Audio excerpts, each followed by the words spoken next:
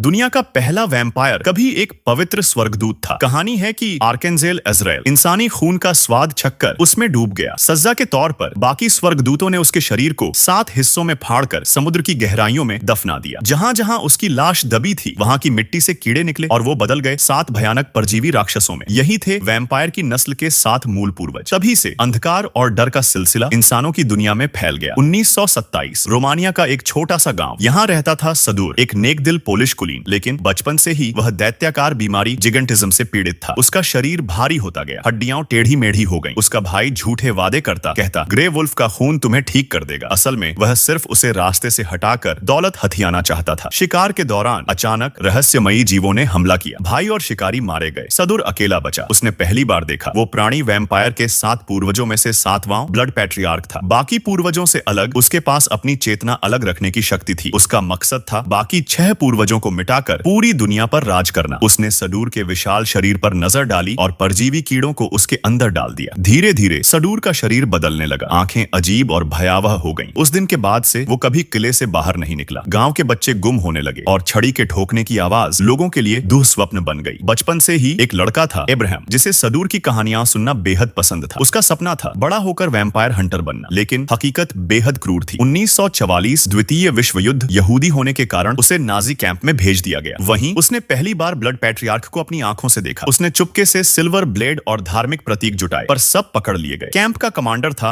आइकोस्ट, एक दरिंदे जैसा नाजी अफसर। उसने अब्राहम को मरने नहीं दिया, बल्कि आदेश दिया कि वह उसके लिए खास रूणों से सजी एक ताबूत बनाए। काम पूरा हुआ, लेकिन उसी रात अब्राहम फिर से ब्लड पैट्रियार्क के सामने था। उसने चाकू से अपना हाथ काटकर उसे पास बुलाने की कोशिश की, मगर असल में वही शिकार था। पैट्रियार्क ने कहा, तुझे मारूंगा नहीं, तू खुद देखेगा जब भगवान तेरे सामने बेबस होगा। इसके बाद कैंप में विद्रोह हुआ और अब्राहम किसी तरह भाग निकला। आइकोर्स, जिसने सब कुछ खो दिया था, आखिर पैट्रियार्क का सेवक बन गया। 1965 युद्ध के 20 साल बाद अब्राहम अब वियना यूनिवर्सिटी में ऑनकल्ट स्टडीज का प्रोफेसर था। उसे पाल्मर, एक अमीर उद्योगपति, फंड देने आया। लालच में पाल्मर भी धीरे धीरे आइकोर्स और पैट्रियार्क का मोहरा बन गया। 1967 अल्बानिया, अब्राहम को पैट्रियार्क का सुराग मिला, मगर उसी वक्त उसके घर पर हमला हुआ। वो वापस दौड़ा तो अपनी पत्नी को मृत पाया। पैट्रियार्क का संदेश साफ था, मेरे खिलाफ खड़े होने वालों का यही अंजाम होगा। लेकिन अब्राहम टूटा नहीं। उसने पत्नी का दिल अपने साथ रखा और खून से सींचकर उसकी याद को जिंदा रखा। 2014 जब एक विमान हादसे में सैकड़ों लोग मारे गए, सबने सोचा यह महज एक दुर्घटना थी, लेकिन अब्राहम समझ गया यह पैट्रियार्क की चाल है। और अब बूढ़ा हो चुका यह शिकारी आखिरकार अपने दुश्मन का सामना करने के लिए तैयार था।